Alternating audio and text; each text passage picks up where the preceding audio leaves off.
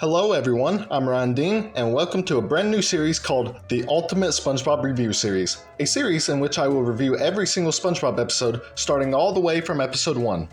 At the time of me writing the script, there are 281 episodes of SpongeBob that are currently out, and the plan is for me to review all of them. The way the reviews are going to work is that I will be rating every segment on a scale of 0 through 10. To break down these ratings, 1 to 3 is what I classify to be plain bad. 4 is what I consider to still be bad, but it has good elements in it. 5 to 6 is what I consider to be just middle of the road, average. 7 to 9 is what I consider to be actually good. Now you may have noticed that I skipped over 0 and 10, and that's because they're their own special ratings. I'll start with explaining 0.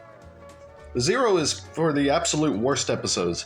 It's a rating that is reserved for episodes that are pure bad with absolutely zero redeeming qualities. Most episodes, even bad episodes, usually have at least something good in them.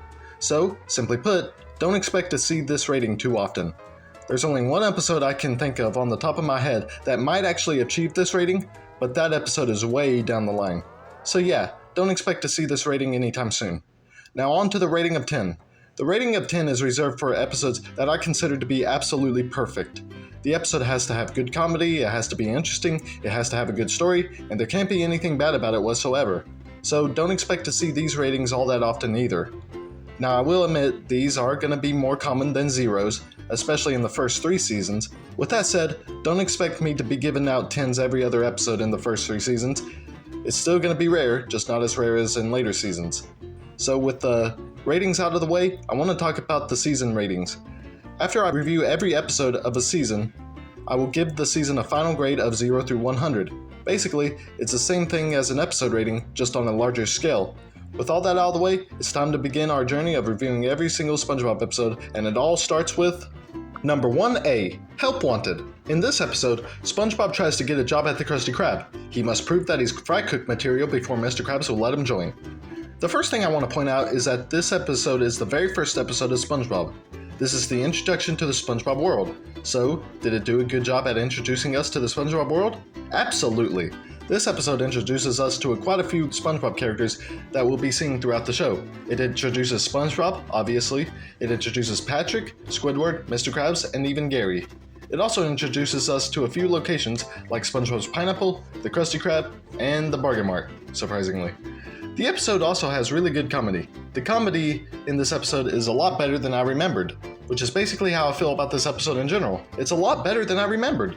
I laughed a lot during this episode. SpongeBob struggling to lift the stuffed animals was actually pretty funny. That's something that you don't really see anymore in SpongeBob these days, is the fact that he's not that strong. I also really liked the line, "Do you smell it? That smelly smell? That smelly smell that smells smelly? Anchovies!" Another funny moment was when Squidward and Mr. Krabs was getting thrown around in the boat by the anchovies, and Mr. Krabs goes, "We're dealing with water, Mr. Squidward. I want my mummy, Mr. Squidward." And then they get thrown into a bowl and they act very dramatically and start crying. And who can forget the hydrodynamic spatula with port and starboard attachments and turbo drive?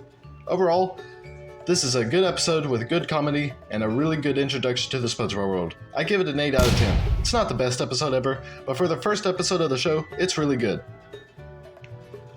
Number 1B, Reef Blower. In this episode, SpongeBob uses a reef blower to clean up. The first thing I want to point out about this episode is that there is no spoken dialogue. This is due to the episode being an extension to Help Wanted, meaning it would have cost them more money to pay the voice actors, so they made the decision for there to be no spoken dialogue. As of season 13, this is the only episode that has no spoken dialogue, at least that I'm aware of. This episode is light on characters. There's really only 2 characters, being SpongeBob and Squidward, with 2 background fish appearing very briefly. One thing I do like about this episode is the music. I think the music is pretty good and it is original. The thing about the episode, though, is that I didn't really think it was that funny, nor did I think it was that interesting. There's nothing bad about this episode, it's just that there's nothing really that good about it either. There are things to like in this episode, but in my opinion, I think it's one of the weaker episodes of season 1. I give it a 6 out of 10. Number 1C, Tea at the Treedome. In this episode, SpongeBob meets a land squirrel named Cindy. He goes to visit her, but there's one major problem. This episode is the introduction to Sandy, which is one of the main characters of the show. As for the episode, it's actually pretty good. The comedy is pretty good. I laughed quite a few times in this episode. There's a lot of memorable lines such as "I don't need it" and "when in doubt, pinky out." It has a lot of funny moments such as Sandy describing the air and water.